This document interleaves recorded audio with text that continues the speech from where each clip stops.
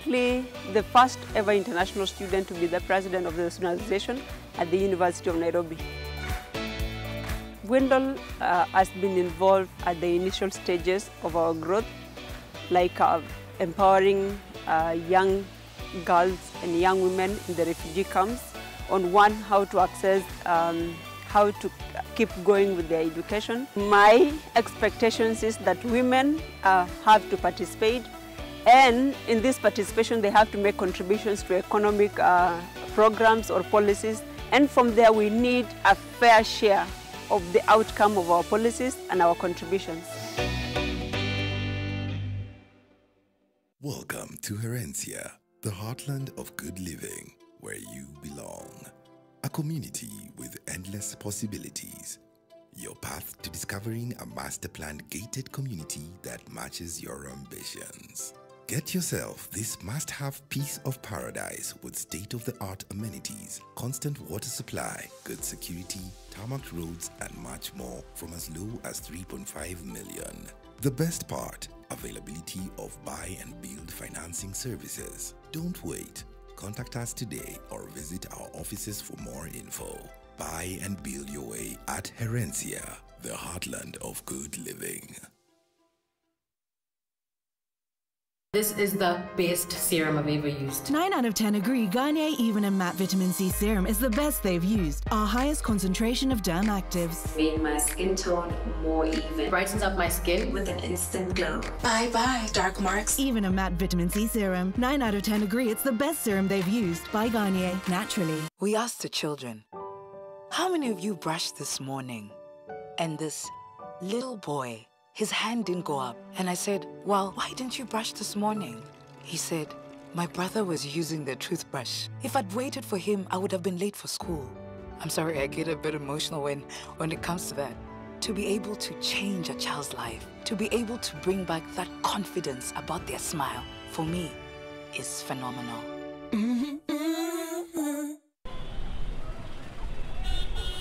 Buda, kama uko na kakitu, maganji, usikuwe mgamu sana kwa mpenzio. Time to time, mfanyie ma-surprise. Mpeleke salon atengenezwe kanywele hivi, mchukulie kasimu kazuri, peleka yeye dina kwa kahoteli kapoa, akaange tu amefurahi. Utajionea mafuriko ya upendo. Right.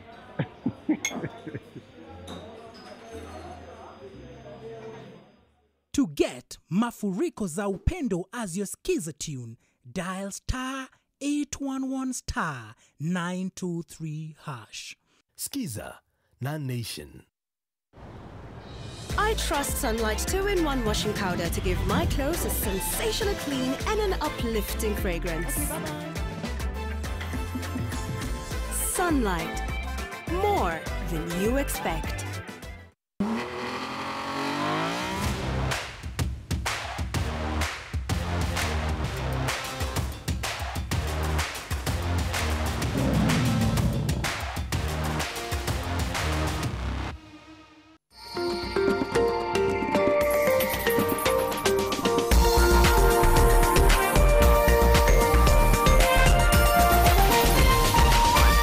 This is NTV.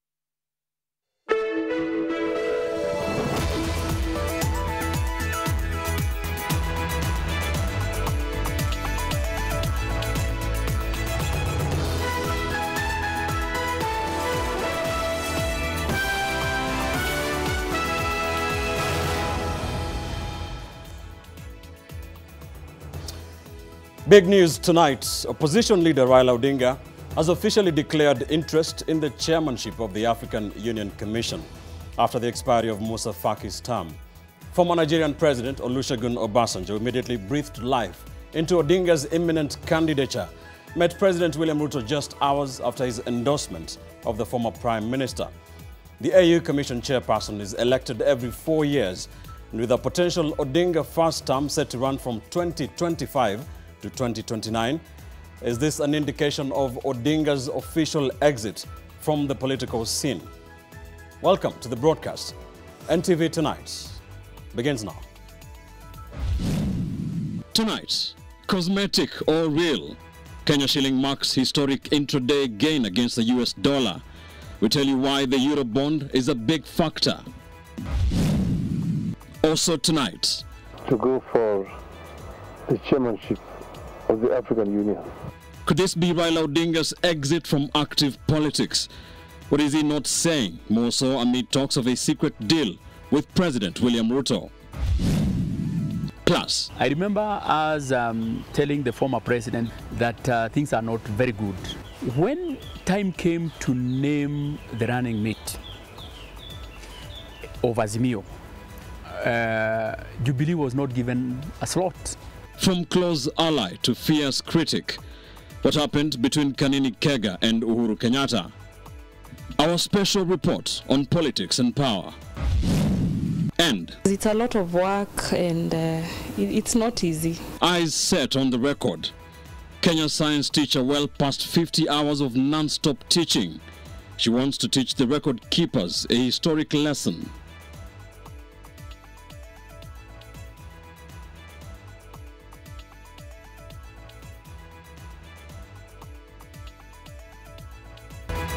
Live from Nation Center, this is NTV Tonight with Ben Kitili. Welcome to the broadcast. Our sign language interpreter tonight is David Agondoa. You may be looking at a drop in the cost of some goods and services if the shilling continues its gain against the US dollar. Why?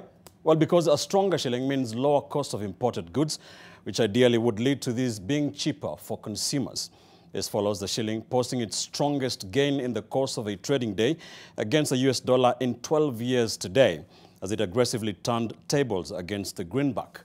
Some commercial banks sold the shilling for as low as 139 shillings to the US dollar this morning, compared to yesterday's average of 153 shillings and 75 cents, reflecting the volatility that crept into the market as a result of having many sellers and few buyers of the dollar. So what exactly is behind this volatility? NTV's Brian George Otieno explains. Combination of Central Bank of Kenya CBK intervention, inflows by foreign buyers of the infrastructure bond, and rising investor confidence has served to generate a sharp reversal of the shilling's depreciation in the recent days, a rare event that has been helped along by holders of US dollars dumping their stash in panic trades. Dollar inflows were also boosted by foreign portfolio investors who were participating in the February infrastructure bond, whose auction closed on Wednesday, raising 240.96 billion shillings against a target of 70 billion shillings. Local market signals around the country's successful raise of $1.5 billion in the fifth Eurobond, which translates to about 230 billion shillings, have also boosted the shilling, mainly because of the reassurance that the Treasury will not dip into CBK's forex reserves to raise funds to retire the $2 billion 2014 Eurobond that matures in June. Before the government announced its new bond sale, whose proceeds are being used to buy back or retire a portion of the 2014 bond, there was uncertainty about its ability to repay the maturing paper. Hence, the Eurobond removed a major stumbling block for the shilling and forced a rethink by dollar holders who were hedging on difficulties in repaying the bond. Importers are set to benefit from lower cost of goods shipped in from abroad, potentially giving the final consumer a reprieve from the high imported inflation on basic goods. For exporters, however, the stronger shilling results in lower earnings from overseas sales, potentially widening the country's trade deficit if imports go up at the same time on account of becoming more affordable due to the exchange rate gain. Brian George Otieno, NTV, Nairobi. We shall continue to keep an eye on the Kenya shilling versus the US dollar in the coming days. Azimio la Umoja One Kenya coalition leader Raila Odinga's declaration to run for the African Union Commission chairperson seat set for February next year could likely keep him off active politics, radically changing the country's political landscape. This latest development, brokered by former Nigerian President Olusegun Obasanjo, gives President William Ruto a breather in executing his bottom-up economic agenda without the praying eyes of the opposition led by Odinga. NTV's Vincent Oduor reports. This is the first time Azimio la Umoja One Kenya coalition leader Raila Odinga is publicly declaring his interest for the top job at the African Union Commission. I'm ready, yes, to go for the chairmanship of the African Union. A move endorsed by former Nigerian President Olusegun Obasanjo, who is currently in the country. I have no doubt in my mind that my friend could easily be a viable candidate. Welcome to Kenya. And after meeting with Odinga, Obasanjo traveled to Murang'a County, where he met President William Ruto. The president is said to have given his endorsement to Obasanjo as a message to Odinga. The AU chairman seat will fall vacant in February next year, when the current chair Musa Faki finishes his second and last term. I have served the AU in the capacity as infrastructure high representative. That position gave me a good advantage to be able to learn about each and every African continent and country, what they have, the comparative advantages, and so on. Odinga's decision is likely to slow down his local political activities, since taking up the job would require him to have a good working relationship with leaders in the continent, including President William Ruto. Odinga will now be forced to tone down his criticism against President Ruto's Kenya Kwanza administration, now that he is banking on President Ruto's support for his AU chairman bid. If Odinga wins the seat, he will be based at AU headquarters in Addis Ababa, Ethiopia. A move that is likely to disengage him from his ODM party activities in Kenya. Those who have been calling on Odinga to quit politics, including President Ruto and his deputy Rigathi Gachagua, seem to have found a soft landing for Odinga away from the heated local politics. Prime Cabinet Secretary and CS for Foreign Affairs Musalia Mudavadi, who was attending the AU's Executive Council of Foreign Ministers in Addis Ababa, says East Africa region is ripe for the chairmanship of the AU next year. If we go by the rules that were approved, it's an opportunity for East Africa to provide leadership. Now Odinga and Kenya will have to engage in shuttle diplomacy to win over support from other African countries. Vincent Oduor, NTV. In accordance with the decision. Police in Nakuru are investigating the mysterious death of a 33-year-old woman who died in her boyfriend's house 9 days ago. Esther Kamanze is said to have ingested poison moments after her boyfriend left their house to buy meat. And as NTV's Ruth Samuel reports, questions abound as to why the boyfriend's family was against a post-mortem examination and why they wanted Esther buried immediately. Esther Kamanze is said to have been living with her boyfriend in Nakuru. On the 4th of February, according to the boyfriend, he left her in the house early evening to go buy some meat.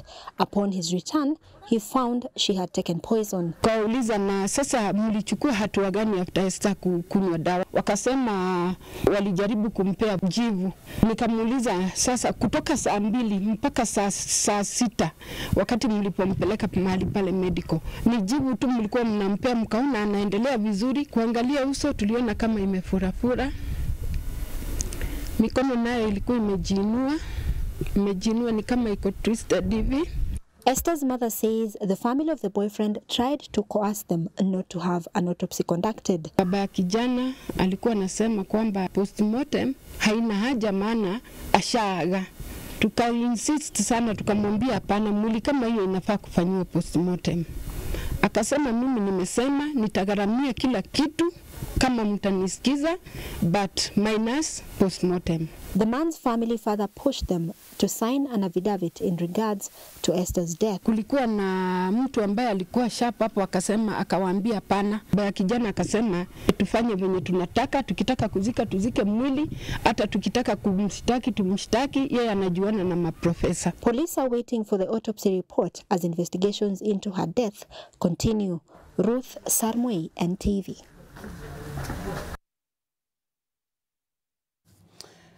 Now, politics is a game of shifting loyalties and political intrigues, alliances forged and broken. One such alliance is that between Jubilee Party and Azimio la Umoja One Kenya Coalition Party, which was a short-lived political odyssey that ended abruptly. So what led to the fallout?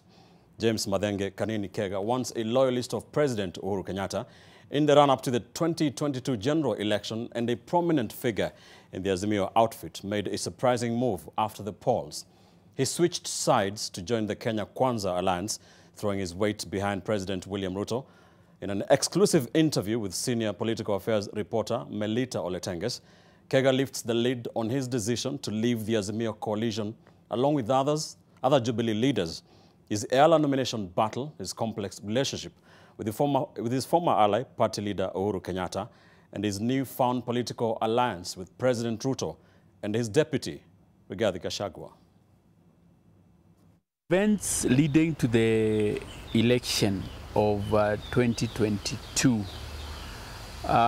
somehow were a clear indication of how things might be.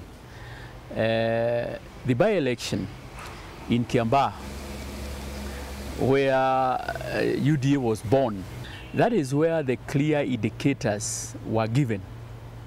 And political strategists should have seen and deduced that things were not very good, because we lost that seat, albeit narrowly, but we lost. I remember us telling the former president that things are not very good. When time came to name the running mate of Azimio, Jubilee was not given a slot. And we kept on raising that issue.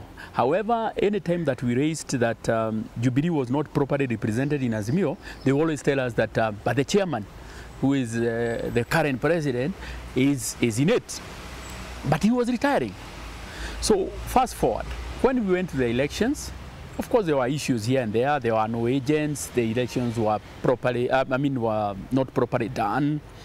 And especially on our side, we didn't even have a tallying center. It's very interesting when I hear people saying that the elections were stolen, and you ask yourself, what were we comparing with? You know, we were just relying on God knows where. I don't know, there were people quoting, oh, NIS has the figures, oh, a certain media station has the figures and all that. So we were not ready for that election. So when we lost, now came the issue of formation of the leadership in the House. I remember our members were relegated.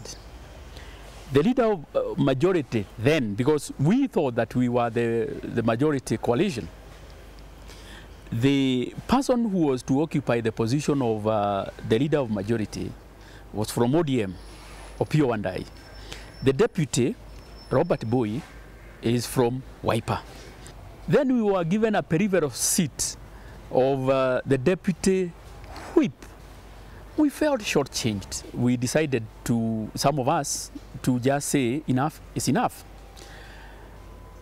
After that, then there was the issue of the Yala elections, which were very, very pertinent and very key to me.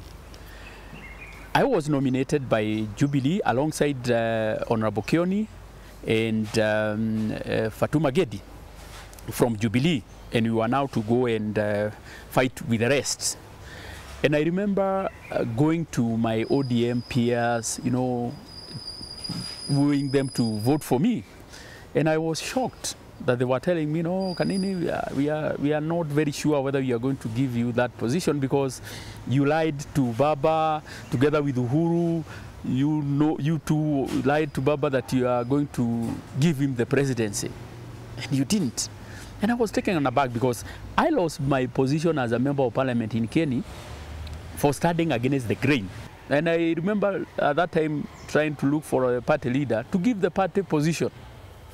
There was no party position. So I fought for myself. And it was a very trying moment. I had self-reflection and I said, oh, I have made so many sacrifices, but the people I sacrificed for are not fighting for me. So we said, where do we feel more aligned? Where do we feel more at home? And naturally, we found ourselves talking to them. And the good thing is that they also received us with open arms. And the good thing is that they said, we don't know, and we were also very categorical, and we still remain categorical, that we are not dissolving our party. But the good thing is that what we have been able to achieve through this is that now Jubilee is a parliamentary party. The decisions that were being made in Jubilee were not being channeled through the proper structures. There was an external hand. There were people who are not officials of the party who were controlling the business of the party. There was one particular individual who could say whether money will be released from the bank or not, and that person was not an official of the party. Those are the kind of shackles our members were in. Our members could tell you that they were being forced, those signatories, they were being forced to sign, blank checks, later on to only find that X amount of money was withdrawn, with your name, but your signature was there. However, you don't know where that money went. It will be foolhardy for us in Jubilee to oppose a government whose foundation is ours. That's our baby. The Kenya Kwanza government is purely our baby. Uhuru is still my friend. And if there is one person, royal soldier, who stood with him, I am one of that. I'm one of them. And I stood with him until the end. In fact, I stood with him until he handed over power. But there is only one thing that I think, in my assessment, he failed. He didn't pass on the baton, and we decided to get our own baton and run. We have not had any conversation. We have not actually met. And personally, I don't have any problem meeting him. In a nutshell, His Excellency Dr. Ruto has been my friend. It was not difficult for me to knock on his door and for him to open for me. And it is natural. We are friends. We were never enemies. His Excellency, the Deputy President, is my friend now. We didn't have personal issues. And when it came to my election in Yala seat, he played a critical role because he was able to mobilize his troops from Mount Kenya to vote for me. It was very difficult for us to work together, let me confess, because we had called each other names, in an attempt to try and win the presidency for our respective candidates. I don't think I have betrayed anybody. Actually, the person who was betrayed is myself, because at the point that I thought that I would get, undivided support, I didn't get.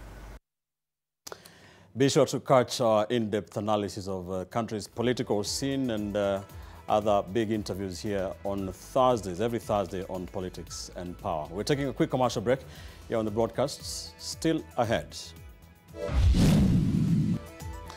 BAT slashes its dividend by 13.5%. Details next.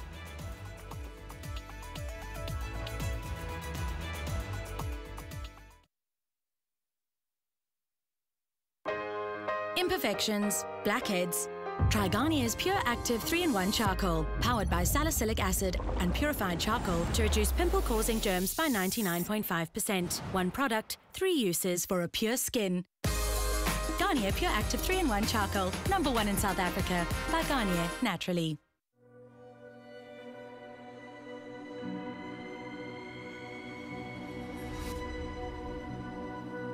people come to me and they say they get discomfort when they have ice cream.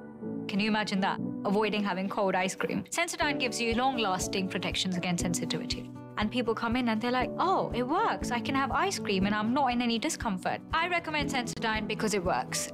It's brilliant. Welcome to IG Sacco, where your financial journey meets cutting-edge convenience. Say goodbye to queues with our CRM service. Manage your accounts, inquiries, and more, all from the comfort of your fingertips. Introducing the IG Sacco mobile app, your pocket-sized branch. Transfer funds, check balances, and enjoy a seamless banking experience on the go. Explore our comprehensive website, a one-stop hub for all your financial needs. From loan calculators to detailed information, it is all here at www.igsaccolimited.co.ke. Need a loan? Our website features a handy loan calculator. Estimate your borrowing potential and plan your repayments hassle-free. Because at IG Sacco, it's not just about banking. It's a journey, our investment, our growth. Join us today. IG Sacco, where innovation meets your financial goals. To protect our family from germs that cause illness when it's cold, we use Dettol soap. Dettol soap with germ defense gives you protection. When it's cold, germs are transferred in different ways, and Dettol soap's germ defense protects you from up to 100 illness-causing germs. Be Dettol sure. Now introducing the new 125-gram Dettol soap at only 200 shillings. This is the best serum I've ever used. 9 out of 10 agree Garnier Even and Matte Vitamin C Serum is the best they've used. Our highest concentration of derm actives. Made my skin tone more even. Brightens up my skin with an instant glow. Bye-bye, dark marks. Even and Matte Vitamin C Serum. 9 out of 10 agree it's the best serum they've used. By Garnier, naturally.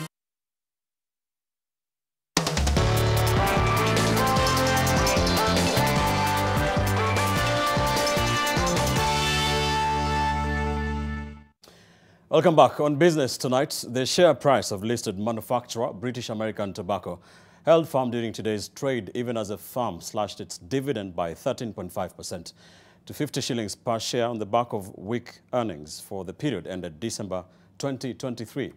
In the period ended December, BAT's net earnings fell by 19.21% to 5.6 billion shillings on the back of high indirect taxes, which inflicted a 15.7 billion shilling hit on the business. The management of the company is optimistic about the prospects for the year 2024. When you look at our dividend policy over time, we aim to pay about 65%. However, consistently over the last 4 or 5 years, we have been at upwards of 80%. Correct. This year, we've made the choice to increase that to 90%. Cognizant of the tough environment and the decline in profitability. However, it's keeping in our commitment to make sure that we deliver strong shareholder returns in the long term.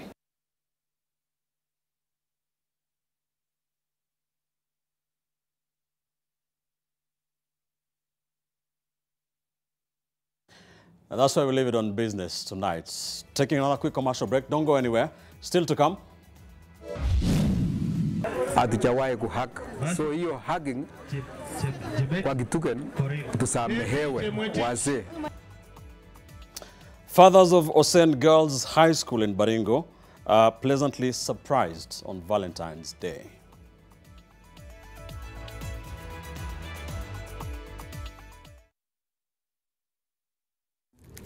Fomi Kijipa, Mimi Nani.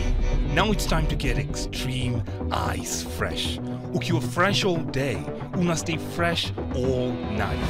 Niki step onto the scene, na nikiona Benki, shajua rada. Hona bro, be a boss man, be your own man. Jukiwa your own man, unakaa fiti na una smell even better. Be your own man with new Vassman Extreme Ice. If you want to be free and live like a child again, why stress about germs? If you must worry, then worry about winning. Why worry about germs? When you come home, bring tales and stories. Why bring in germs? Shield your families from germs. When Dettol is a part of every household bucket, then you and your family can stay protected from up to 100 illness-causing germs. Everyday use of Dettol keeps my loved ones protected.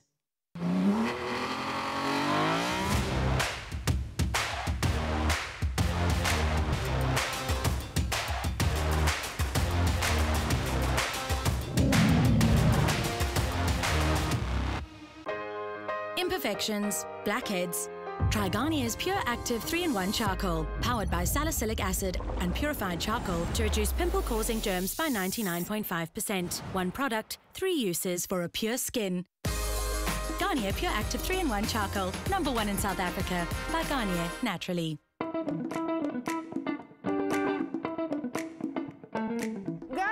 Nini? Imagine Lotomoto ukicheza na 30 bob una stand a chance to win shake ya 1.1 million.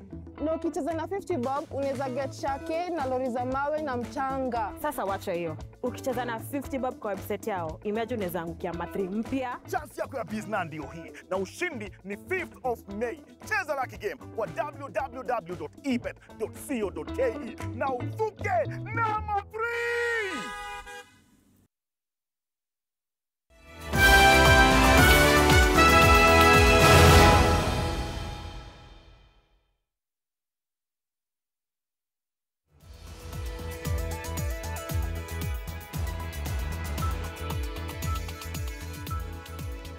Welcome back to the broadcasts. Osen Girls High School in Baringo North marked Valentine's Day by inviting fathers to bond and spend time with their daughters in the event dubbed Father's Day. And as NTV's Margaret Kimathi now tells us, the event saw fathers from the Tugen community break cultural yokes and hug their daughters. Donning red attires and flowers, male parents and guardians stand up in large numbers to honor the invitation from the school management. The event broke the jinx between Tugen men and their daughters. I love you. Yaani kitu ambaye hatujawahi kusema hiyo. Sisi tukiwa Tugen. Mtoto yangu na hug. Hatujawahi kuhug. So hiyo hugging kwa Kitugen tusamehewe wazee. This has made us at least have a place to tell them we love you. In most cases, as Kalenjin men, it is hard for us to tell a child I love you. But today we have gotten an opportunity to just tell them we love you and we wish them the biggest happiness they can have in life. The parents were welcomed and handed red flowers, which each would in turn give to the girls who are lined up at the meeting square. They burst into song and dance. As fathers, we've purposed that we are going to be always there for our girl child, to see that they grow up knowing that we are not absentee fathers, but you're present, and just to show them love. We chose to celebrate with the fathers because we believe fathers are the pillars of the society. The event, which culminated in cake cutting, also had the parents and the students have separate sermons and teaching from a cleric on parenting and sexuality. Margaret Kimathi, NTV.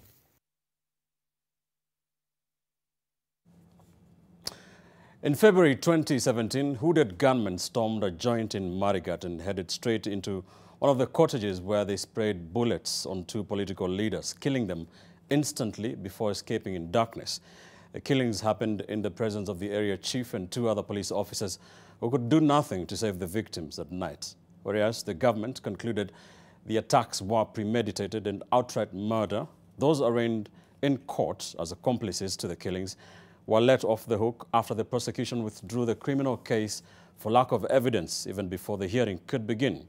Consequently, the inquest ordered never took place, effectively burying any hopes of ever getting justice for the victims' families or the truth coming to light. 7 years down the line, NTV's special report and investigations team revisited the scene.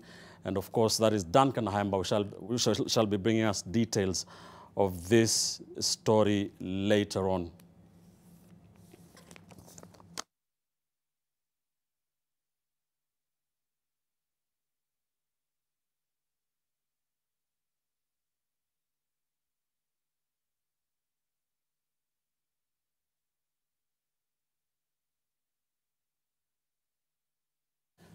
Marigat Midnight Murders is coming up your way shortly. Our Kenyan science teacher is on the verge of breaking the world record of the longest non-stop science lesson ever. Tata Wekesa intends to teach for 66 hours straight, ending the run at 9 a.m. tomorrow morning.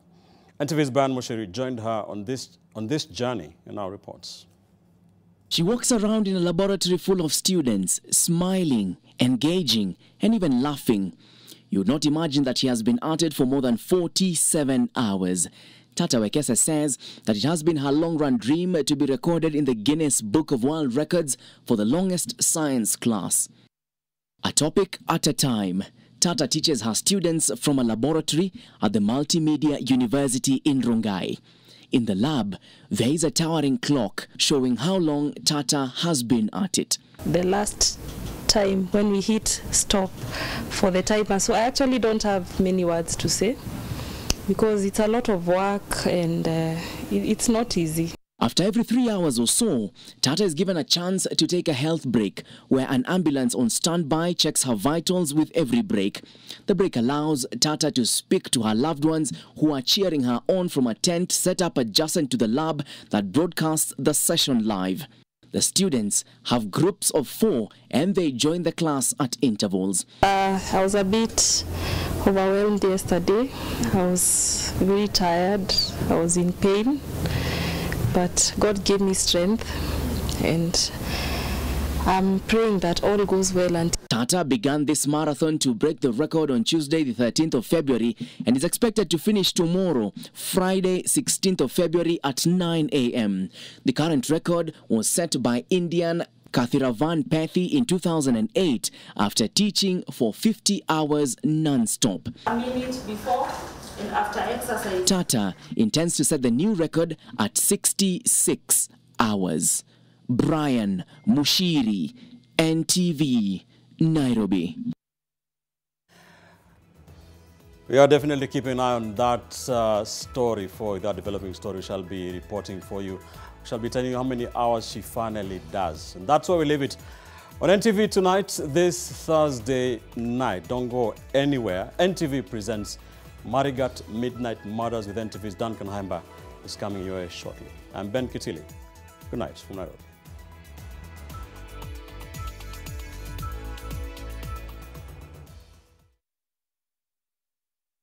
This is the best serum I've ever used. 9 out of 10 agree Garnier Even and Matte Vitamin C Serum is the best they've used. Our highest concentration of derm actives. Made my skin tone more even. Brightens up my skin with an instant glow. Bye-bye, dark marks. Even and Matte Vitamin C Serum. 9 out of 10 agree it's the best serum they've used by Garnier, naturally. It's time to get stepping. Step up to your most loved content and enjoy the next level upgrade for free. Respect that. Upgrade now and step up to even more action. Step up to more football. Step up to more local drama.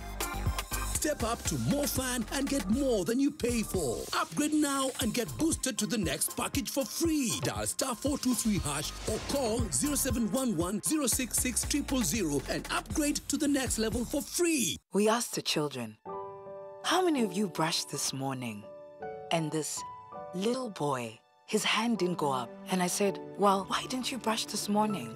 He said, my brother was using the toothbrush. If I'd waited for him, I would have been late for school. I'm sorry, I get a bit emotional when it comes to that. To be able to change a child's life, to be able to bring back that confidence about their smile, for me, is phenomenal.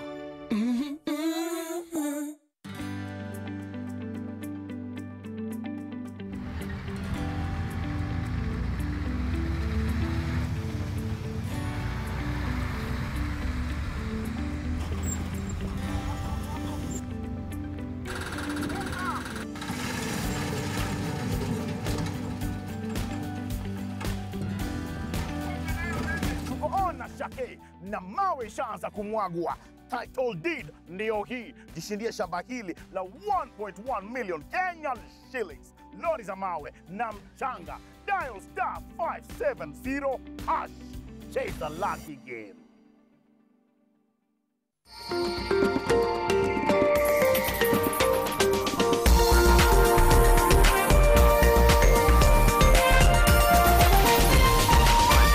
This is NTV.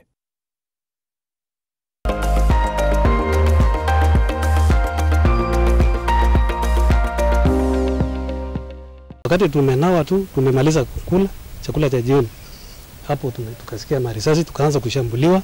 Atuka kuja kutuelezea huko ndani. Jamani, imesemekana this place is not safe. Somebody planned. This is not an ambush where somebody is moving and then you are shot from the sides. I don't belong to that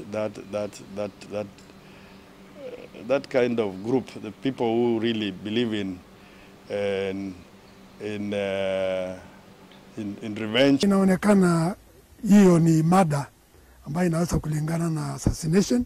On Friday midnight, 18th February 2017, a known number of gunmen stormed this gazebo here, shooting surreptitiously. And by the time the guns went silent, 2 people lay dead. They were Engineer Simon Pepe Kitamba and Lawyer Morok, member of County Assembly, Frederick Kibet Cheretei. 7 years down the line, we revisit the scene of crime, try to join the dots to establish what was the motive behind the killing. Was it business or was it political? This is the untold story. My name is Duncan Haimba and this is NTV. On Friday night, the 17th of February 2017, just 7 months to that year's general election, 6 friends converged at T Junction Hotel, Bar and Restaurant in Marigat Town, Baringo County, for a political strategy meeting that kicked off at around 10:47 p.m. after the arrival of the last team members. The 6 were Engineer Simon Kitamba alias Pepe, who was a Jubilee Party parliamentary aspirant for Tiati constituency. Lawyer Morok Ward MCA Frederick Kibet Cheretei, Richard Adomeyon, Peter Kanapsian, David Ngonge and Joseph Samich, who were political strategists. It was a critical meeting for the team. Because we had a meeting to plan for 2 meetings the following day. Tulikuwa tunapanga mashishi ambayo ilikuwa Koloa, na team led by Engineer Pepe was to head to Koloa, and the other team I was leading to Churo Amaya Ward. We had a fundraiser that same Saturday. So we were planning on those 2 activities. 2, we were recapping on our registration for members for the political party, Jubilee, because we were going towards nomination period. So we had a lot of issues to plan, and that is what brought us here together. They had arrived in groups. Joseph Samich and Richard Adomeyon were the last to arrive for the meeting on that Black Friday. Samich is among the 4 survivors of that night's deadly midnight attack in their cottage that left parliamentary aspirant Engineer Pepe Kitamba and Lawyer Morok MCA Kibet Cheretei dead. So immediately we arrived, actually we parked here, and we found Pepe vehicles parked there. Minitos, Kibe, the MCA Lawyer Morok was parked inside an acacia tree which was there. So I came ahead, I parked here, close to where the people were, and we walked straight to the meeting because we found them seated under that acacia at around 10:45, so having their supper. So activities of around that time led to us continuing, and we moved on because there is that cottage on behind there. We decided, because it was now becoming late and cold, we decided to go inside the cottage, and that is where the whole incident happened. Earlier on, patrons had been warned of an impending attack and were advised to leave the place immediately, a warning that was issued by then Baringo County Executive Committee member Moses Atuko, who hurriedly left the venue. Huyu manager ya Petro Halva akakuja ita Atuko ingi, na kuja kuelezea Atuko kwamba Atuko chipange hapa si safe, this place is not safe for you to stay. So ile kitu iko mjipange. Atuka kuja kutuelezea huko ndani. Jamani, imesemekana this place is not safe for all of us here. Naye engineer Pepe akauliza, marehemu akauliza, hebu elezea sisi kina Kaubaka bana, what is wrong? As we were still inquiring, actually the person who kept us around believing that nothing was that serious was the chief from Marigat, who came and actually greeted us here and embraced Pepe, and actually they embraced each other because they knew each other. I've forgotten his name, the chief Marigat. I've forgotten his name. Pepe asked him one question. Is my team, am I secure here? So the chief answered, yes, you are very much secure. You can see me around. And so he was told to sit around here. And he sat until even when we were being attacked, the chief was here. So we trusted his word because he knew the security situation. The person being referred to is Zephaniah Lekachuma, Marigat's senior chief. He confirms witnessing the tragic events as they unfolded that fateful night. Lekachuma has served as a chief for 14 years now. Tuliingia tu, kaniambia tu chief iko namna gani? Iko sawa. Nikamwambia tu iko sawa.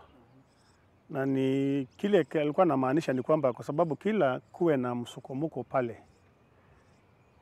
kila kuwe na uhalifu ama maafa katika mashinani pale, katika ile belt ambayo watu wanapigana. Sana sana town hii yangu nikiwa chief, huwa tunapata changamoto kidogo. Kwa sababu tunapata vijana wanaanza kutaka kurevenge. Wanaharibu magari ya Pokot, sasa zingine hata wanapiga watu. Kuna wakati hata waliua mmoja. Kuna wakati waliua Pokot moja hapa. Walipata tu kwa stage na wakaenda wakamuua. Na katika ile hali Wapokot sana sana hawakuwa wale watu ambayo waamini, yani wanakaa tu shingo upande, yani kana kwamba security si sawa. Lakini wakati aliniuliza mambo iko namna gani, siku hiyo nilikuwa hapa, ni hapa Arabal ndio watu walikuwa wamepiga tu that night. Kama jana wakaua watu Arabal, na that's why alikuwa ananiuliza mambo iko namna gani. Nikamwambia mambo town haiko mbaya, mambo iko sawa. Chief Lekachuma says that after that brief conversation, he then went inside the bar where he was joined by 2 police officers. One was an AP driver and the other was a DCI officer, and they began enjoying their night out like other revelers. Meanwhile, Pepe Kitamba and his team, who were initially seated outside the cottages, shifted to the cottage on the farthest end in a bid to shake off persons they suspected were eavesdropping their conversations, among them Lomotongule Yata, now deceased. It wasn't long after they had entered the cottage when they began noticing movements again around them. We sat there. At around after midnight, there were some movements. There were some people in the adjacent cottage who were also known to us. They were getting out and in that cottage. Who exactly? One Lomutongole Yata was in that cottage, and there was no light, so we do not know how many people were in that cottage. They did not put light on, and so he was coming and going around our cottage to relieve himself, and telling us that we should encouraging us to continue because he was not going to listen to our stories. He is not a spy. So he came like 2 times, 3 times. Then there was a mysterious young man who walked into the cottage shortly before the assassins struck. The last person who came, whom we did not know his intention, was a young man. A young man came through this side at around past midnight. And he came all the way to that cottage. He called Pepe outside, and they stood outside that cottage for like 1 minute. When Pepe came in, we asked him, what were you discussing with this young man at night? He told, and we know that young man was a supporter of a certain politician who is our competitor. So we questioned him. He told us this young man had come to tell him now that yeye anakuja kuleta support, anakuja kumsupport. So we told Pepe, okay, if it was genuine, then that's fine. So from there, it didn't take 10 minutes before one of us noticed some people coming out of that petrol station. 2 people, one was tall, the other one was short. And the tall person had a wood.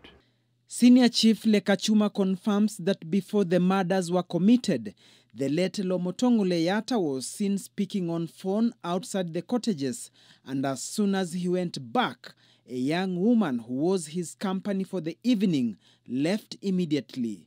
Then the attackers pounced. Kwa mshtuko tukashangaa, kila mtu akashangaa kwa mkawani pale ama kwa yeba. Sababu vijana walikuwa wengi, walikuwa wanaangalia mpira. Na tukastuka. Macho zetu zote zikaelekea pale. Kidogo watu wawili wakatoka, mmoja mrefu, mmoja mfupi. Huyu mfupi alikuwa mbele. Mrefu alikuwa na bunduki nyuma. Na huyu mfupi alikuwa na panga peke yake. Na alikuwa anagonga chini akiinama. Anagonga chini akikimbia, akigonga chini. So kwa mkono nyingine ananiambia lala chini. Mimi nilikuwa nimeketi kwa kiti na nilikuwa nawaangalia. Akili yangu ilikuwa inaniambia pengine kwa sababu mimi ni security officer, naelewa mambo ya security, na singefikiria kwamba wakora wangekuja kuua watu katikati ya town kama hilo. Lakini akili yangu ilikuwa inaniambia pengine polisi wamefuata wakora, pengine wamekuja wakaingia hapa, na ndio sababu pengine wamewapata na wakafanya kazi yao. So kidogo huyo mtu kuniambia lala chini, nikasita kidogo. Yule mwenye ako na bunduki aka-aim mimi, akani-aim sasa kutaka kunipiga risasi. So hapo ndio nikalala chini. Na wakakuja wakapita, wakaingia ndani ya kwa mlango hapo, wakapiga ile risasi ambayo alikuwa ameni-aim mimi nayo, ndio akagonga naye ndani ya hiyo ukumbi ya hall ambayo watu walikuwa wanakaa. Na hiyo risasi kwa sababu ni tiles, risasi ikadeflect, ikapata one client, ikapata kwa tumbo hapa na akakimbizwa hospitali. Baada ya kugonga watu wote wamelala chini. Wakaingia kwa counter, wakatoa pesa na wakatoka tena wakienda. Pale wakiondoka walichoma gari. Walichoma ile gari ambaye hawa wakina Pepe na huyo mwenzake MCA walikuwa wanaitumia. Wakachoma hiyo gari na wakapiga risasi sasa wakaelekea.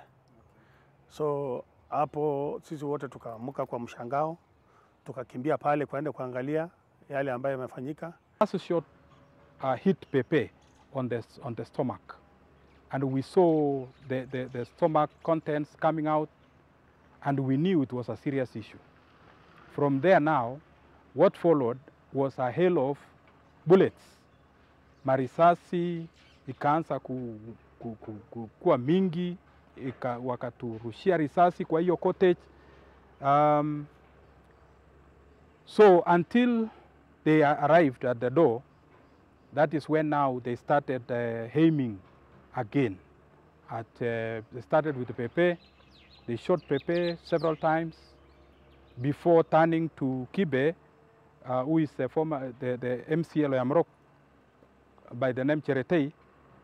He was lying. He was facing the door, and Pepe was facing the other side. I was lying behind across, but there was a table in between, so I could witness from under the table what was going on. So Pepe was shot. After that, Pepe cried one thing. After the first shot, he said, "They have killed me." So it became apparent that we were now we knew we were under attack. And all our lives, there were 6 of us, all our lives were now at risk. Lekachuma previously served as a prison warden before transferring his service and becoming a chief, while the other 2 police officers are still active in service and are said to have parked their vehicles at an adjacent petrol station and also left their guns behind. We asked what the reaction of the 3 individuals with security background was when the attack happened. Okay, kwanza hawa waliposikia tu risasi imelia, hawa wakaenda wakalala, waka service, waliingia chini ya pool ambayo ilikuwa karibu na sisi. Mimi ndio nilisita tu kwa sababu nilikuwa na believed ya kwamba wale officers, yani ile kitendo imefanyika pengine na maaskari ambaye pengine waliconfront mkora na waka trail na wakafuata mpaka wakampata. So I believed wale askari ile kitendo ilikuwa inatoka kwa askari ambaye pengine ndio ni wa Marigat. Na ndio nika relax kwa sababu ananijua. Na askari gani anijui Marigat. That's why nika relax. Lakini baadaye kuona watu wawili wanakuja na pia wananiambia lala chini. Na wamevaa muffins. Ule mwingine mrefu amevaa muffin na huyu mwingine amevaa muffin. Kwa hivyo hakuna mtu alikuwa anaweza kuidentify. Na huyu alikuwa na panga. Na mwingine alikuwa na hiyo bunduki. Pepe, they shot almost 8 times. And then they turned to Cheretei. They shot, I counted not less than 5 times. And then they turned on me. They shot me 2 times. Before they changed the magazine. Now, during that time, when they were changing the magazine, that's the time I realized that if they were to shoot again, I was the first person to get those shots. So I decided to jump. So I jumped over that wall in that cottage. And I didn't run immediately. I jumped, then stayed at the wall. I wanted to see if that person will come around so that to see the direction I will take.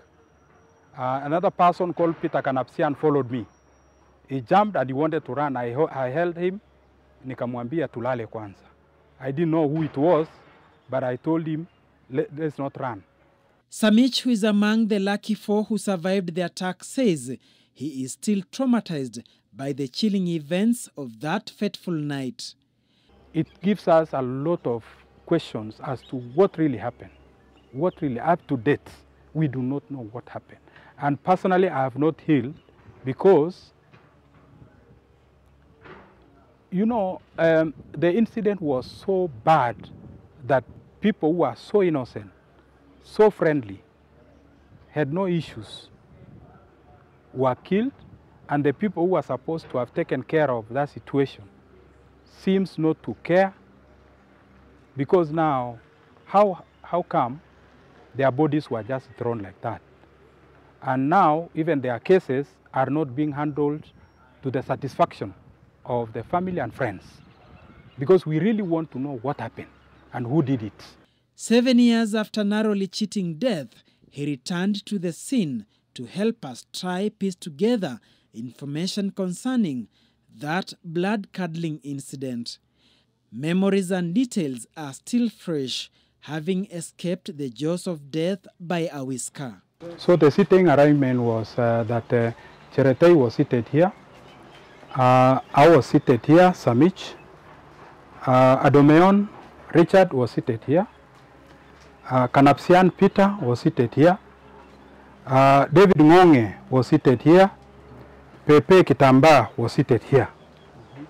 So the attackers, now the first time they appeared, they came through that corner.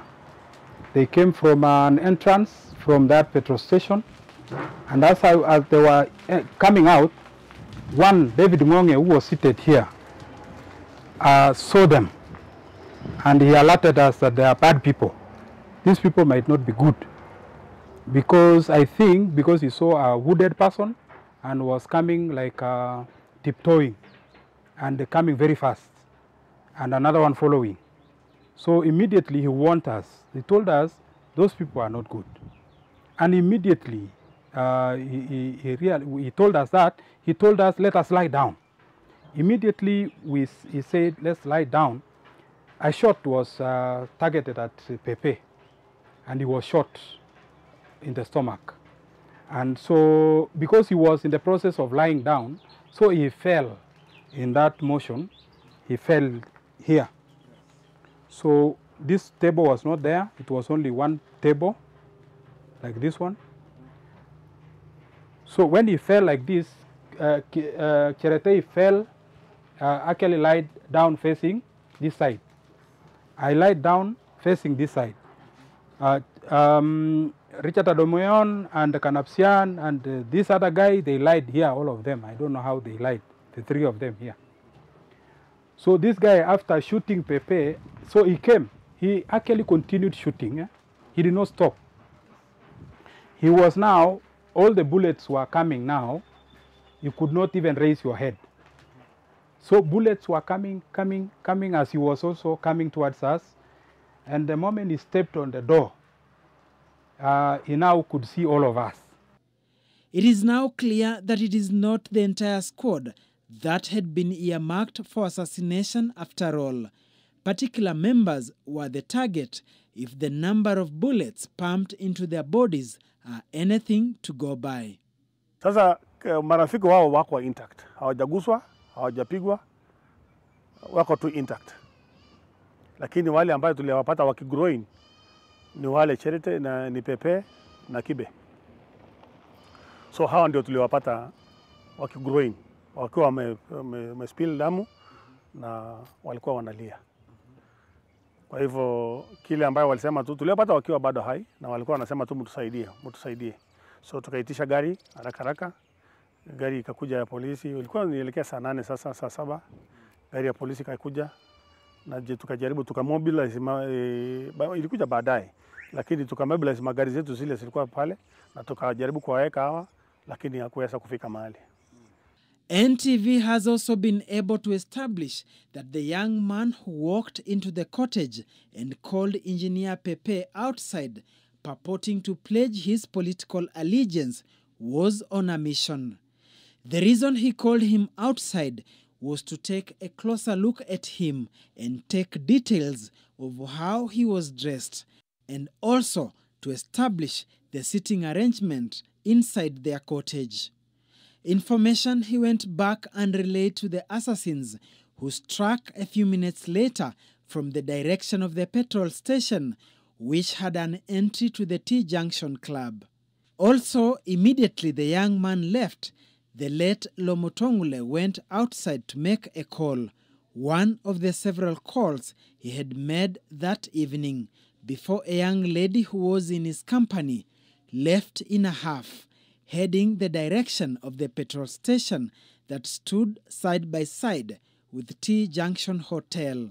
Musa Kisur Katurkana, who was Pepe Kitamba's driver, went to the toilets to relieve himself, and as soon as he entered, the attackers emerged from the same direction and opened fire, killing Pepe and Kibet Cheretei. Tumenawa tu, tumemaliza kukula chakula cha jioni. Hapo tukasikia marisasi, tukaanza kushambuliwa. Hatujui ni nani, tukapigwa risasi hapo. Tukaanza kulala chini ya meza. Katurkana was among the 4 people who were later arrested and taken to court as suspects who were charged at Cabernet Law Courts. The following day, on Saturday, while at Marigat police station, 2 people approached Samich, introduced themselves as police officers, and said they wanted to interrogate him on the happenings of the previous night. They also disclosed that they were present when the killings occurred. I asked them, why did you help us? He said their weapons were in the vehicle. Mapunduki zao zilikuwa kwa gari. And we didn't see that vehicle inside here. So we didn't know where it was from here. So I asked them, so why didn't you run away when we were being attacked? So they had no answer. And so it came to my mind that these people knew something. Because even the people who were in this facility, they did not run away. Those people who were in the other cottage, where Lomutongole was, they did not run away. So we knew the attack was specifically ours, and the people around knew about something. Because for sure, there is no way you cannot run away when people are being attacked. No one raised an alarm. So another issue, at around that time after recording a statement, I was brought here by the police to collect my vehicle. I found my vehicle not attended to. It is riddled with bullets. I drove with a lot of, there's a lot of glasses inside and everything. So, because they destroyed all the windows and everything. So as I was driving, I noticed this one thing. The area where the incident happened was not cordoned. It was not cordoned. And the security people who are said to have come after we had gone had left at night. And there was nobody here. So I did not go there to that cottage that time, but I was told that it was washed that night. There was no blood which you can see. There was no cartridge to be collected. There was nothing. There was no cordoning. There was nothing. So I left Pepe's vehicle, which had been burned, and Kibe's vehicle. I left with mine because the engine was still running and did not deflate the tires. Mary Chebet Pepe recounts her last moments with her late husband that Friday before darkness engulfed her family. So that day, he told me he's going to town to see friends. Alafu mimi nimfuate baadaye na mizigo zake kwa sababu alikuwa ameacha gari Nakuru. Around 11 I came to town. We met, we took lunch and we bid each other goodbye. Na ni hivyo ndio alienda akiendanga. Mary then went about her duties of the day before retiring to bed. The wee hours of 18th, I don't know what I was. Niligutuka tu around 3 or 4ish in the morning. Then I scrolled through my phone. Then I saw people saying pole, pole. I was wondering what's happening. Pole ni za nini? I tried now to look, sijui politicians were killed, nini nini. It wasn't still clicking that it could be closer home. Until now I saw a comment from a friend.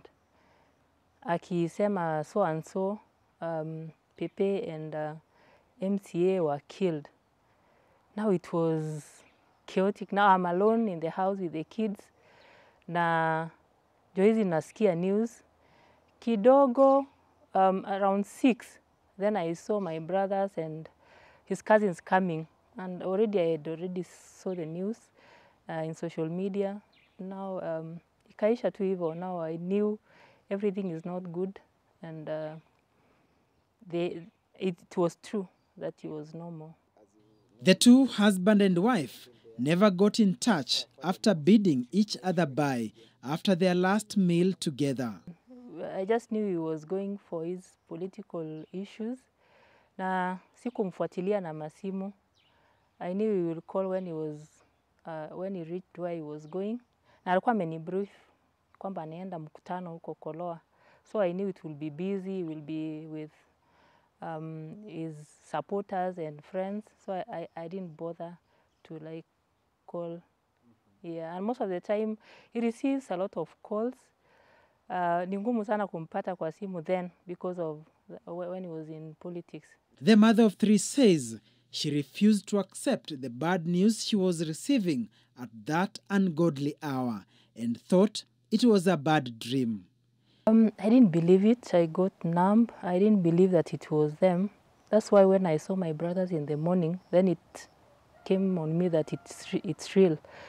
I thought maybe it was a mistake. Probably it was someone else. You know, you don't think that bad things can happen to you. So nilifikiria, probably it's somebody else. Pengine they just got it mixed up. Probably he was hurt. He's in hospital. He's not dead. Yeah, such things. Until now, when people came and told me, when I saw them, actually they didn't tell me. When I saw them and they were quiet, they were also crying. Now I knew things were not good. Mary Chebet says the loss was too heavy for her. She had suffered a major blow and grounded her literally for several days. It was in situ for her, as she reveals this. I didn't go down to Marigat. I thank God for also my brothers and friends. They were able to go collect the body from Cabernet Mortuary, brought them to Umash. I was told to go and even witness the post-mortem, but I couldn't. I didn't go. The first time I was interacting with the body was when we were doing the burial. I could not go to mortuary to see the body. Yeah, it was difficult. We are taking a short break. When we return, we'll try to establish what could have been the motive behind the horrific Marigat midnight murders and possible individuals behind the heinous act.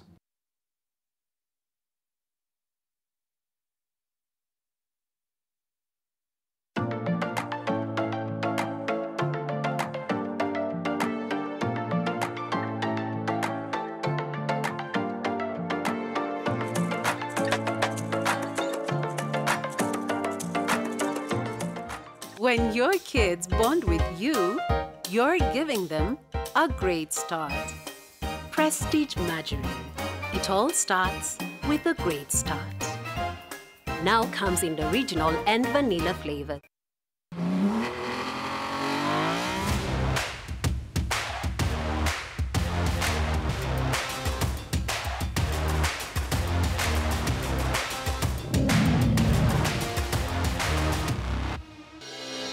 The House of the Lord, a new temple for the people of Kenya, in Mountain View, this Saturday, 17 February 2024.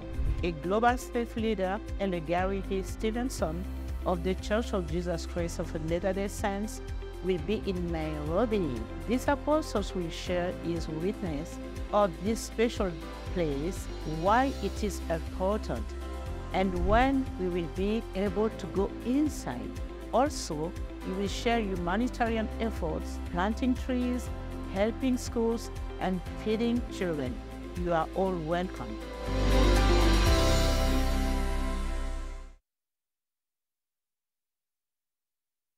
Whereas Frederick Kibet Cheretei was a sitting MCA for Lower Morok Ward, having been the only URP ward leader elected in 2013, since the other six were all from the KANU party.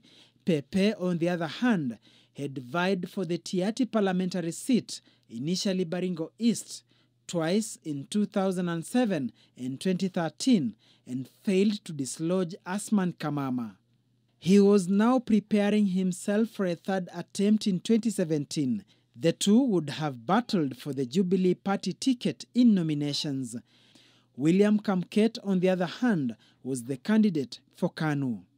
So what could have been the motive for the murder of the two politicians?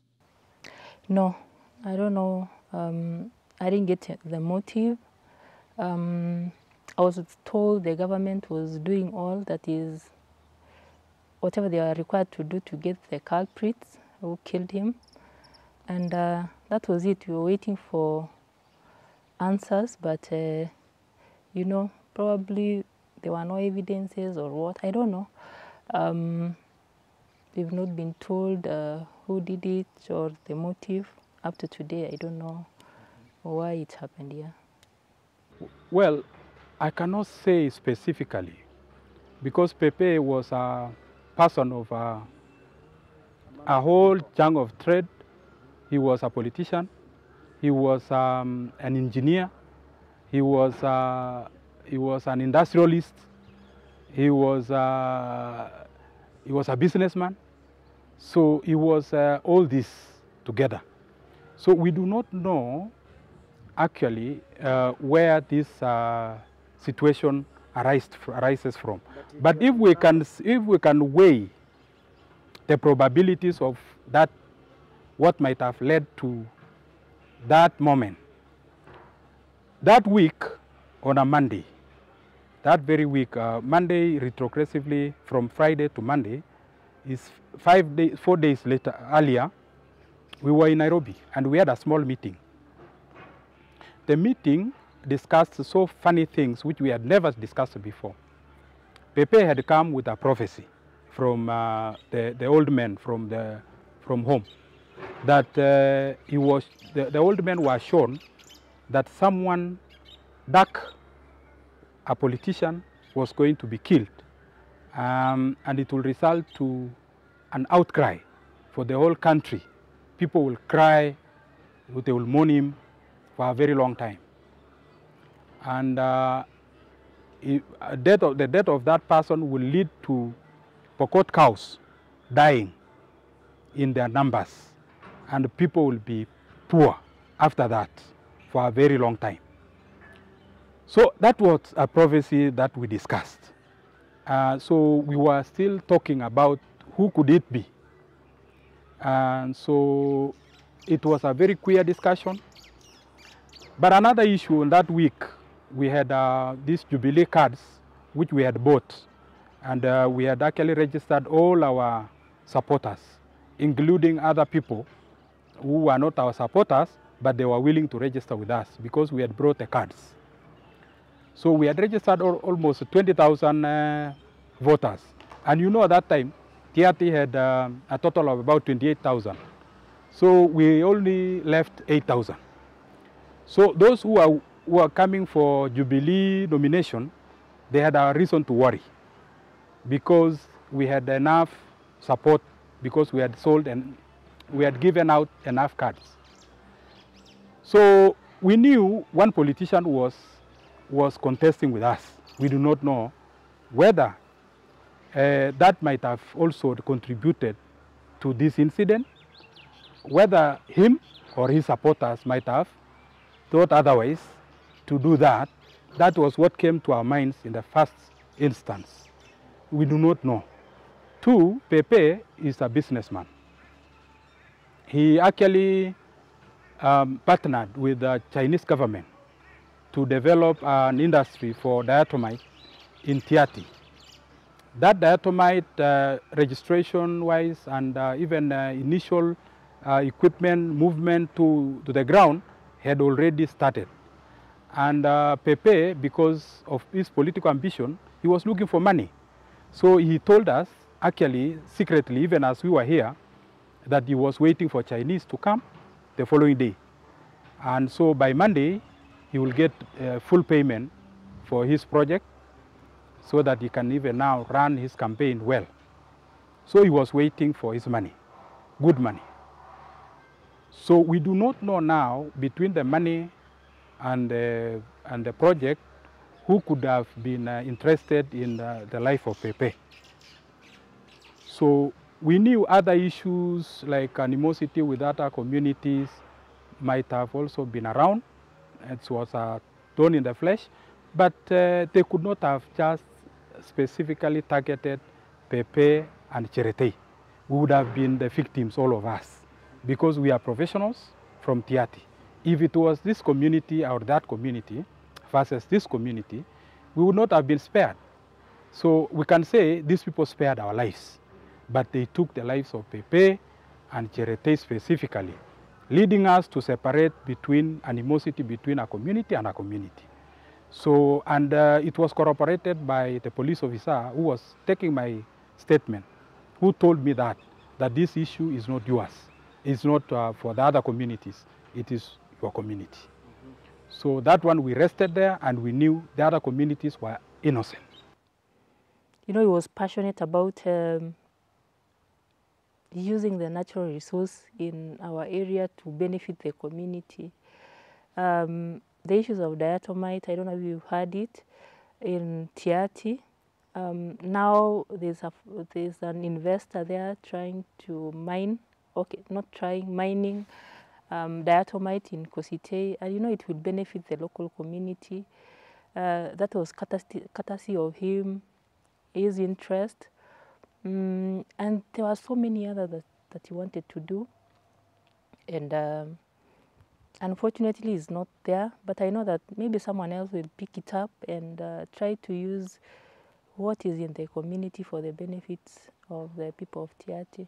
In the outskirts of Chemolingot Trading Center in Tiaty stands this godown that is nameless. This is the project that was initiated by the late chemical engineer Pepe Kitamba, but he died before the investor moved on the ground and began extraction of the mineral. It's still not clear who took over after Pepe's death and where the minerals are taken for processing. Attempts to engage those in charge and 2 Chinese nationals we found at the site were futile after the supervisor we spoke to on the phone referred us to the liaison officer in Nairobi, who in turn informed us that the company director is in China for the spring holiday and hasn't given permission for the Nairobi team to engage us on the subject. Subsequent calls and text messages remain unanswered. Another lingering question is who between the 2 politicians was the target.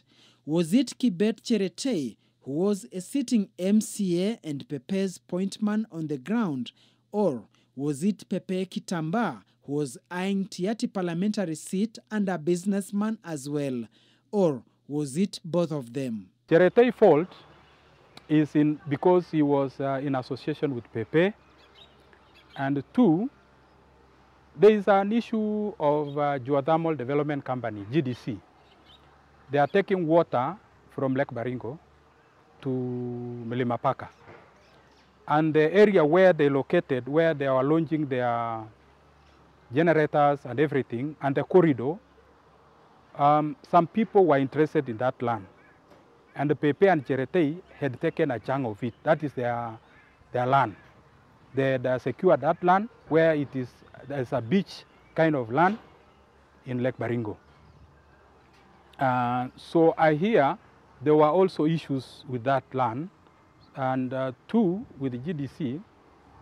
Of course, political operatives from national level, there were those who were seeing Pepe's entry into Tiaty might prevent them from doing some work for GDC, because you needed the area MP support to continue doing that. 2, because there was a level of high level competition on who becomes the MP for Tiaty to secure the work for GDC, because there were a lot of work being done at Mlima Paka. And so we knew there were some people interested with that. So we do not know whether their action of wanting to get this MP or that MP could have led to the death of Pepe. I do not know. 2, Cheretei had his cows. He was herding his cows in South Baringo. And I think that week his herdsperson had been killed by the community there. And I think before he died, they used his phone to call who, because they found this guy had spoken with Cheretei a few minutes. Because of course, when your cows are out there, you would monitor how they walk up, how they are.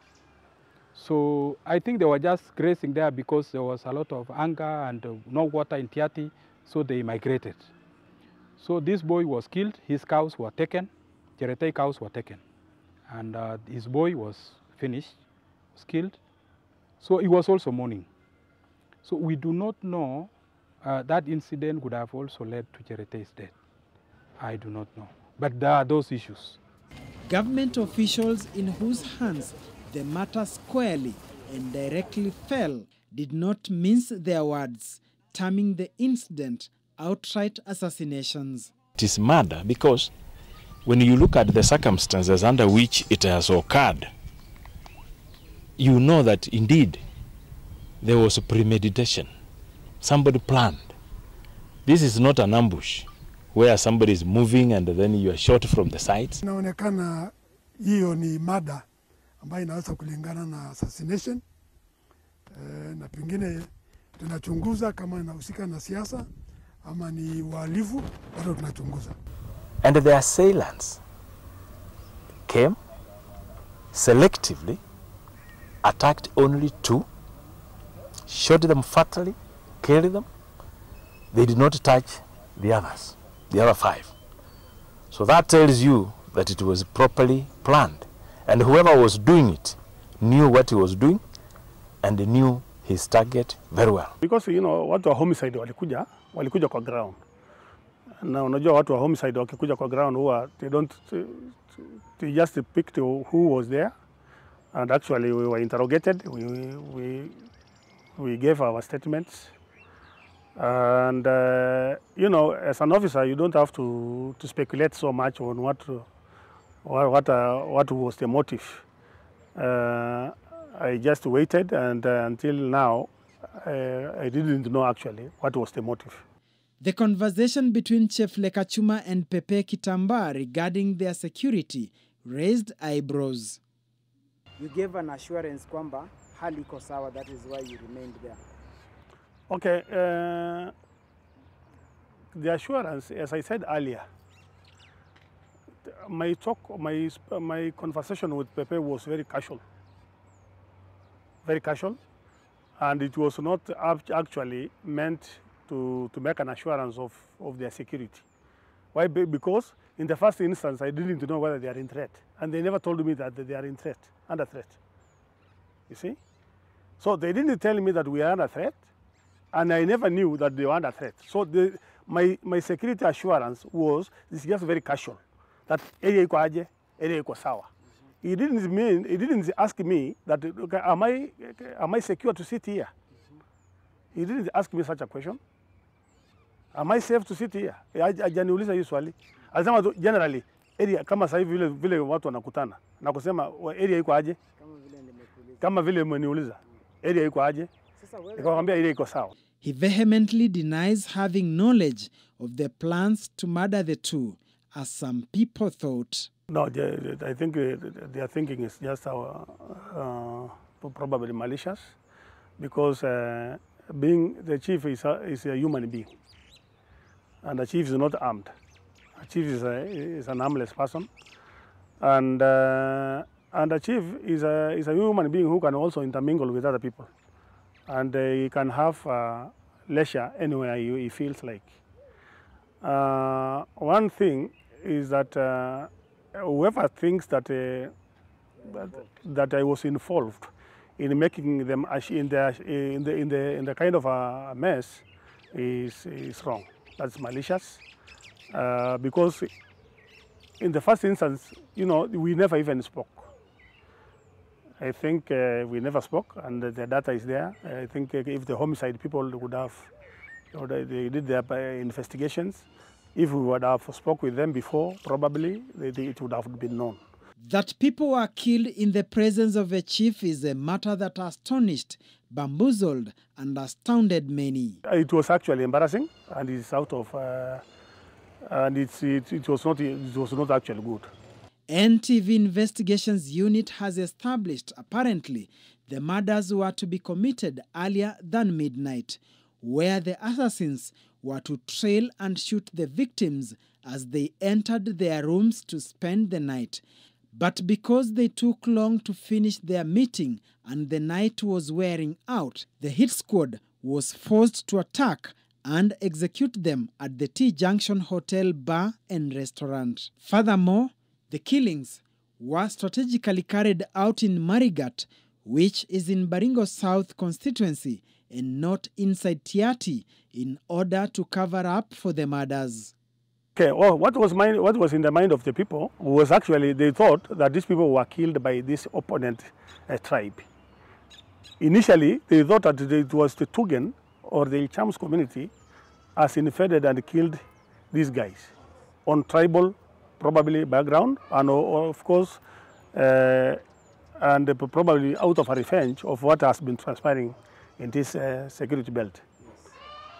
So, but later on, during the preliminary investigations, it was later revealed that actually it was not either of the Ilchamus, neither the Tugens killed these guys, but it's only the speculation was they were killed by their own kinsmen. Yeah. Then Tiaty Member of Parliament Asman Kamama was accused of planning the attacks, an accusation he vehemently denied. I'm above that. I cannot do such things. And I believe in meeting anybody at the ballot and squaring with them. The current MP of Tiaty constituency to come clear on this issue. And somebody wanted him. Say that I don't belong to that kind of group, the people who really believe in revenge or, you know, carrying out such kind of heinous act. I can't do that. Protests were held, led by William Kasait Kamket, who was the Speaker, Baringo County Assembly, and was eyeing the Tiaty seat. Simon Chelugui was a senatorial aspirant and was in the same camp with Engineer Pepe. Patia wewe na timu yako ya security. Tunakupatia siku ngapi? Siku mbili. Nasikia? Tunakupea siku mbili. Killings in Baringo is unbearable. The death toll, every day people are dying. Not because they are sick, not because they have fallen on a hill, because they have been shot. Attempts by DCI detectives to have Asman Kamama record a statement hit a snag when they were unable to reach him both in Nairobi and Tiaty. Copies of his summons are still with the DCI. A senior detective at DCI headquarters has disclosed that after failing to get hold of him in Nairobi, the team resorted to pursuing him deep in Tiaty, only for their armored personnel vehicle to be attacked by bandits, effectively repulsing them. Efforts by NTV to engage the former Member of Parliament have equally hit a dead end, since he neither picked our calls nor responded to the text messages, despite repeated attempts. In criminal case number 75 of 2017, it was Republic versus Musa Kisur Katurkana, Lomotongo Leyata, Daniel Lokitari, Elias Doctor, and Titus Longor as the accused. However, the murder case never proceeded to a hearing after being withdrawn during several mentions that took place on grounds of lack of sufficient evidence. Detectives at DCI headquarters revealed that efforts to get information from key persons of interest failed, with the Tiaty community also frustrating the same. When the Cabinet Law Court terminated the proceedings, an inquest was ordered, and the investigations file was handed over to Marigat DCIO. But until today, the inquest never kicked off. I attended, I think, 3 sessions of the court. Then from then on, I didn't go to court. And this is personal reason. You know, yes, we are seeking for justice, but justice for who? The person who is supposed to get justice is already dead. Us, the family, who are supposed to get justice, we already lost. And I was thinking, whether or not these people die, whether they are arrested, what will it help me as a family? What will it help us as a family? We already lost. We will not get this person back. And sometimes we hear this word justice, justice. I think it's about the next person. It's not about the people who already lost. It's about probably taking these people out of the society so that it doesn't happen to someone else. But for people where this atrocity has already happened, it's never justice. There's no justice. Yeah. Because you cannot bring this person back. Mm-hmm. The widow says the loss was heavy and remains so hitherto. She says there are days when her husband's death pains afresh and it keeps bleeding her heart, a loss she will probably never recover from. Not having someone to consult, discuss issues. You know, like before you have an issue, whether it's big or small, you're able to have someone to discuss, then it's lighter. But now sometimes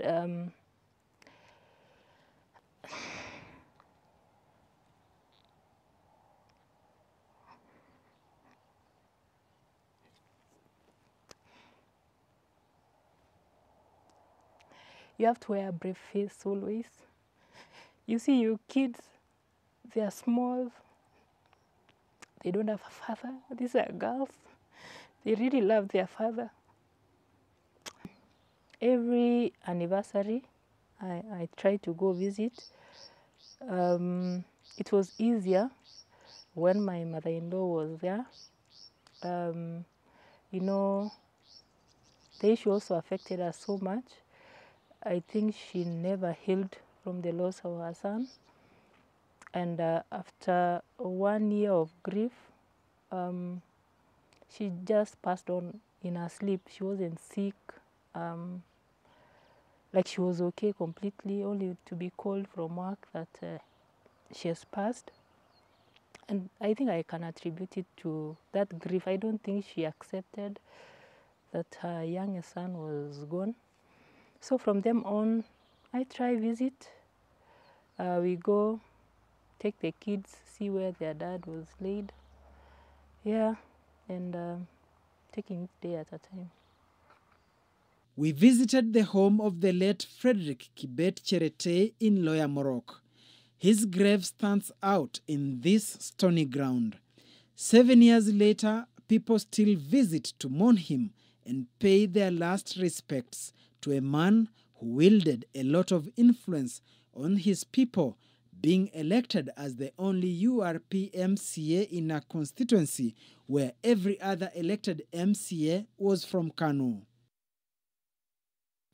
He had political clout and was leading campaigns for the late Pepe Kitamba. At the time of our visit, his widow Bernice Kibet was not at home and could not grant an interview because the family was bereaved. Daniel Lokitari, who was Kibet Cherete's brother-in-law, had died. Surprisingly, Lokitari was one of the 4 accused persons in the murder of Cherete and Pepe. Bernice says when her husband Kibet Cherete was murdered, she was carrying a pregnancy of their 3rd-born child.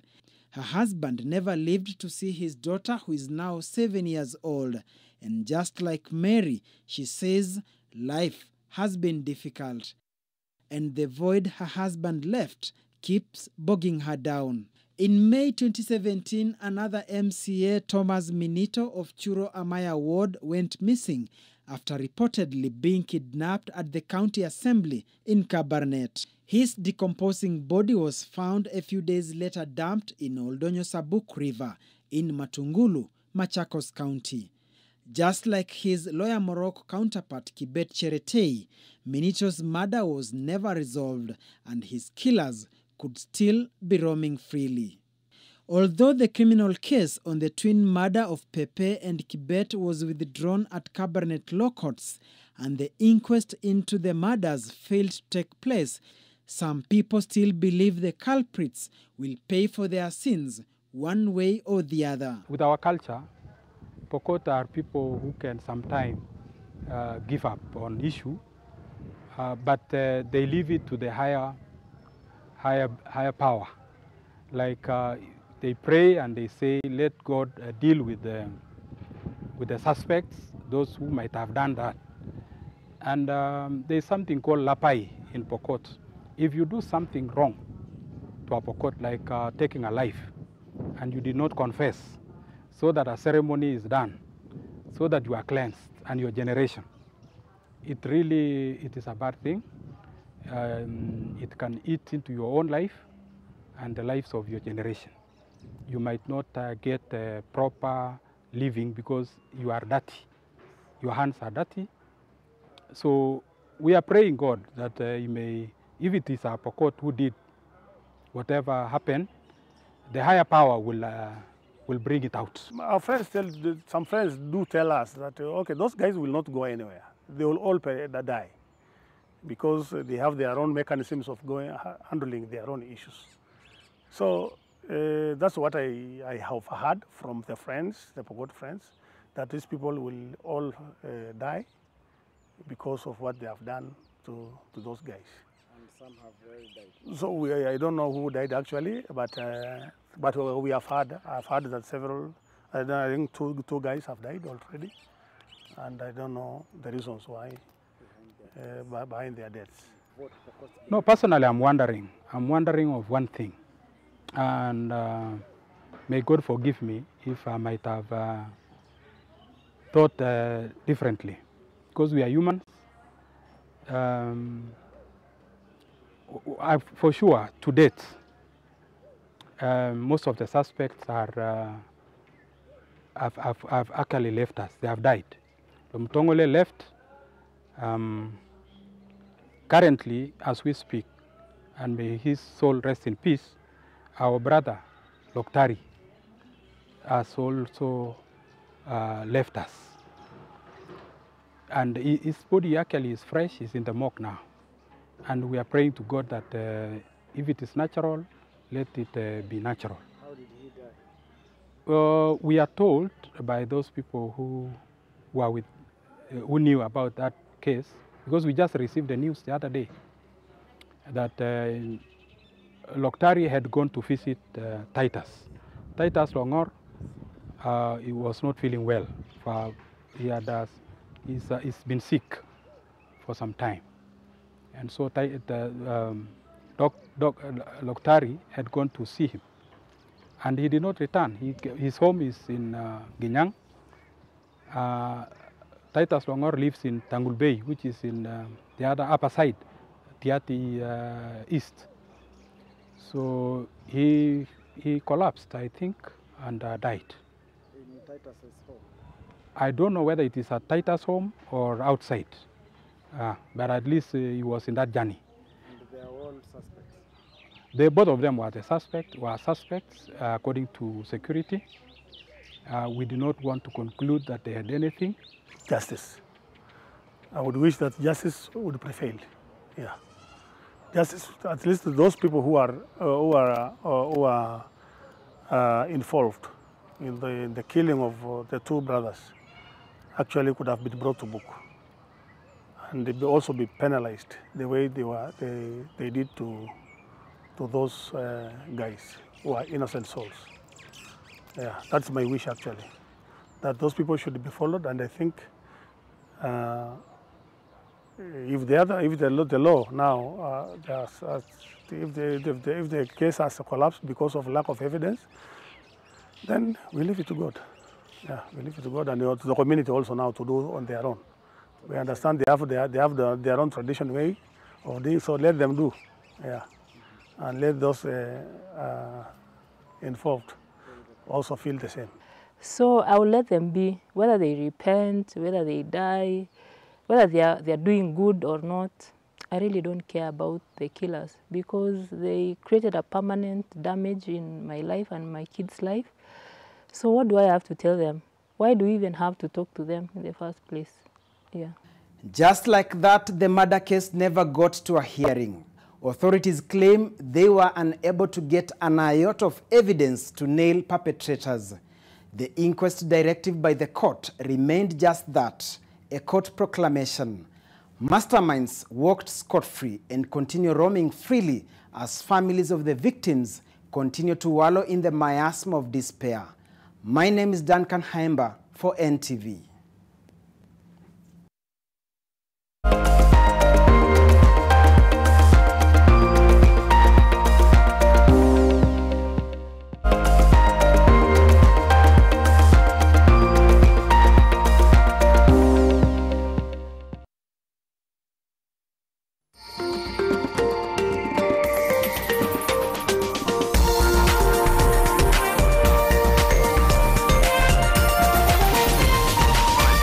This is NTV.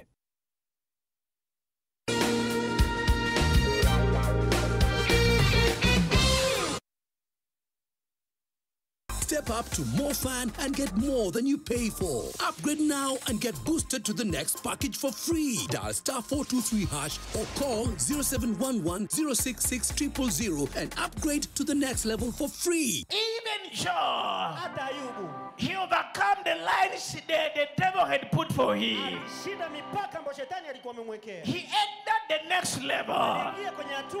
Today, I prophesy, just like Job, God bless his life. Yeah. He received double.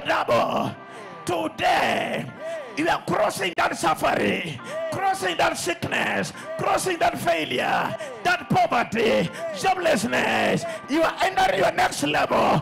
Double. Whose name is this? Elisha Mani. Hebu nione. Dad. Toka! Uongo, haumpendi. I love her and I will marry her, not you. Ukioa mwanamke, honeymoon yenu mtakuja mazishi yangu.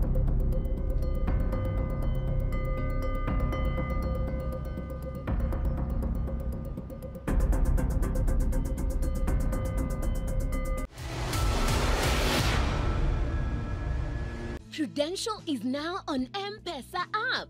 Get a cancer cover from as low as 750 bob per month. Na pia, ukiwa admitted Hosi, unapata chapa daily for each day hauko hustle for as low as 1,250 bob per month.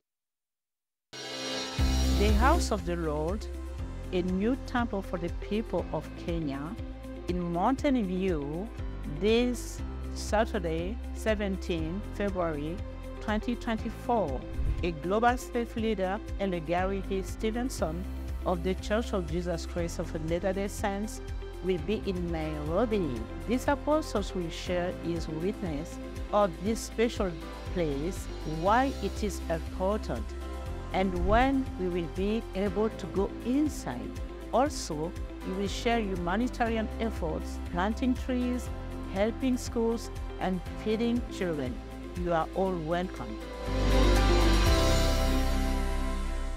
Get ready for the future. Nation Media Group presents the 15th edition of the Higher Education Expo and Career Fair 2024, where dreams meet opportunity. Dive into the future with us at the Kenyatta International Convention Center, KICC, on February 27th and 28th, 2024. Unlock a world of possibilities. This year's theme: Educate, Equip, Empower, because the future belongs to those who shape it. Youth engaging activities, exhibitions, plenary discussions, career guidance and mentorship, thought-provoking discussions with experts, dive into workshops and explore the future of education. This week on Cars with Big Boy Trev, we take a look at the used car market and evaluate whether the Mitsubishi Outlander is the best soft roader to buy in the market. We check out its stylish design, cabin practicality, engine performance, value for money proposition, whether this could be your next soft roader. Catch this and much more only on Cars with Big Boy Trev this Sunday at 5 p.m. only on NTV. Dad, what made you decide to become a doctor? It's because my father needed one. And you, what do you want to be when you grow up? I want to be happy like you. Life insured is love assured.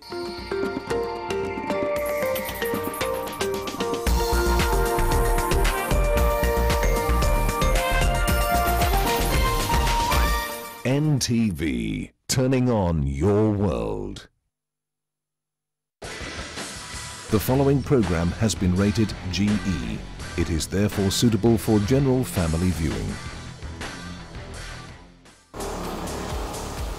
After 11 straight Bundesliga titles, Bayern Munich's run could be coming to an end. Somewhat contrarily, given Bayern has won the Bundesliga championship a record 32 times, that run could be stopped by a team still waiting for its first. But that wait might soon be finally over for Bayer Leverkusen, deservedly on top of the table and seemingly poised to raise the Meisterschale for the first time ever.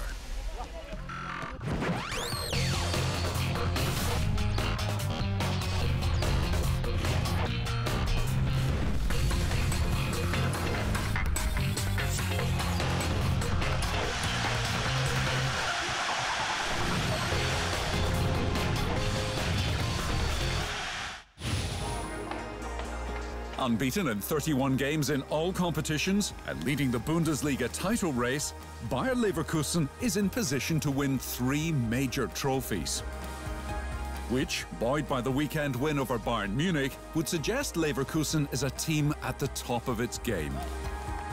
Except Leverkusen manager Xabi Alonso would beg to differ, perhaps trying to keep a lid on the hype and expectations that now follow his team. Indeed, Alonso, rather than the finished product, believes the Bayern game showed his team was still learning, still growing, and developing a hardened and winning mentality. Big part of the game without the ball, but to be able to adapt in this situation and to have this competitive level against Bayern, it means that the level of the team is growing, that the team is ready to know how to play not so nice games and not to fall apart, and that means a lot. Indeed, Leverkusen did anything but fall apart in the 3-0 win over Bayern, opening a 5-point gap at the top of the table and showing it is now definitely the team to beat for the Bundesliga title.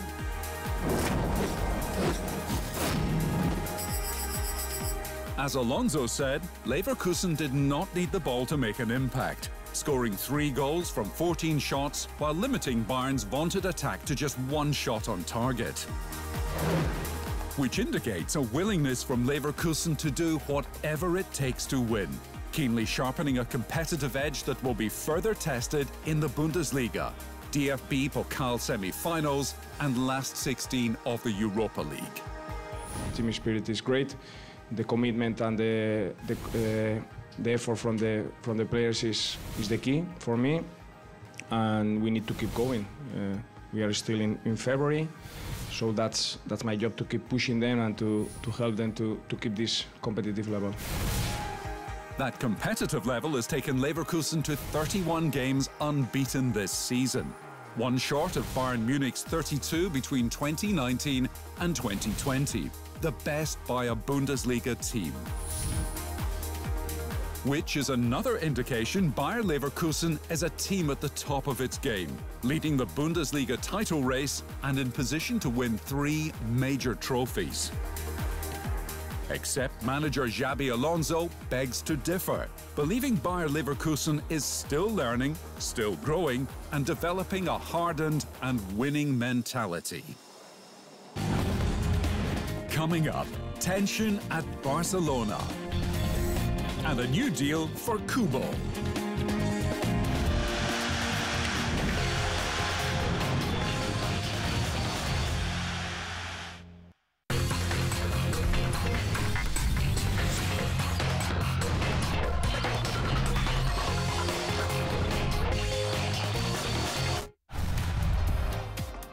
The fact that Xavi Hernandez has opted to leave Barcelona this summer does not necessarily mean it will be a warm and fuzzy journey to his exit. Indeed, there are signs of it being quite the opposite, despite the manager's best intentions after struggling to get Barcelona back to the form that claimed last season's La Liga title. Reports out of Spain suggest there is tension between Xavi and sporting director Deco, and this is not helping the team's effort to salvage something from the season. There is also continued unease among the fans about mediocre results this season, not least of all after Barcelona battled to a 3-3 draw at home to Granada last weekend. We are all angry, and the first one to be angry is me. I think Barcelona fans are angry today because of the lost opportunity, and we are all responsible.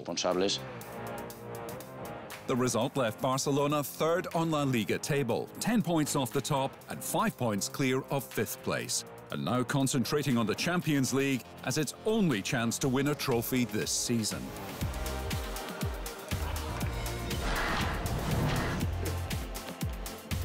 After signing for Real Madrid as a promising teenager in 2019, it took Takefusa Kubo time to find his place in Spanish football, going on loan to Mallorca twice, Villarreal and Getafe.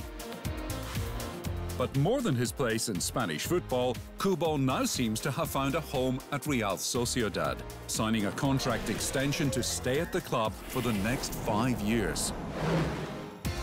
After moving on a permanent transfer in the summer of 2022, Kubo had a good first season at Sociedad with 9 goals and 9 assists from 44 appearances, and has followed up this campaign with 6 and 4 from 28.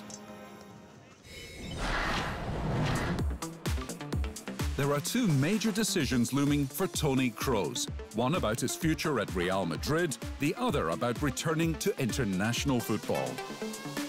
Coming out of contract at Madrid this summer, Kroos may extend his stay at the Bernabeu for at least 1 more season.